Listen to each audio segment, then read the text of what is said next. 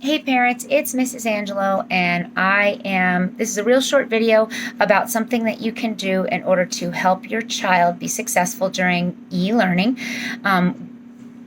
As you may or may not be aware, e-learning is very different from what it was like last 9 weeks or last school year, where it was if the kid logged on to EDSB, then they were here. If the kid, turned in an assignment, then they were counted here for the week. It is very different. It is, there is much more, it's very regimented, and the school day is from 7:40 to 1:55, and the expectation is that the child isn't necessarily on Zoom the entire time, but the child is definitely preparing them or doing work, and basically I just say you belong to the teacher during that time. So here is something that you can do. I actually saw it on Facebook. Something you can do in order to create a little space for your child to be able to do their e-learning and kind of have some, like, their own little classroom. So I'm going to show you this. All of the items I got here, I got at the dollar store, with the exception of the command hooks. They actually had this calendar in the little plastic sleeve. I got a little plastic sleeve for the pencils. I got the stickers for the name, and I did get a little stickers for just decoration. And I got the science board. These are one of those science boards, a little bit of smaller one.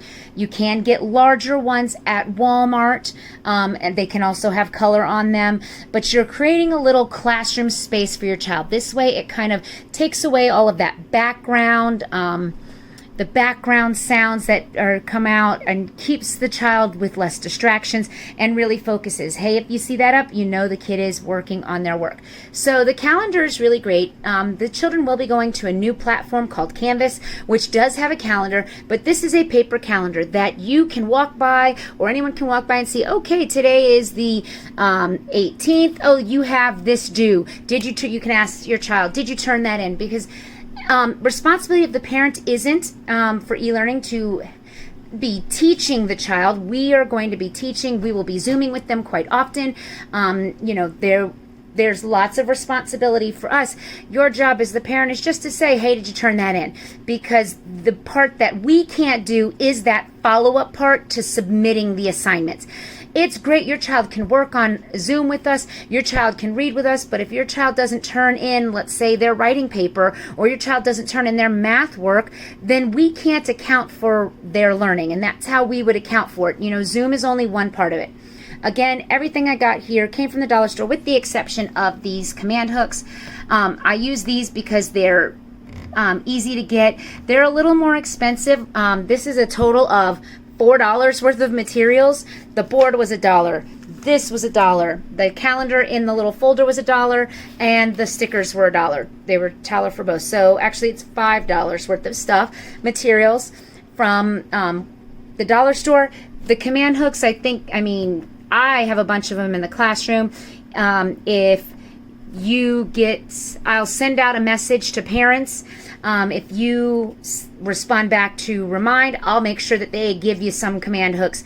You'd need like 2 or 3. I only put 1 up here because I only had 1 at my home, but I probably would put 2, and I would definitely used 2 for this. I wouldn't just use the 1, because you'd want to actually stand it up like this, so that way when you open the packet, everything doesn't fall out. If it's upside down like this, hanging, everything will fall out.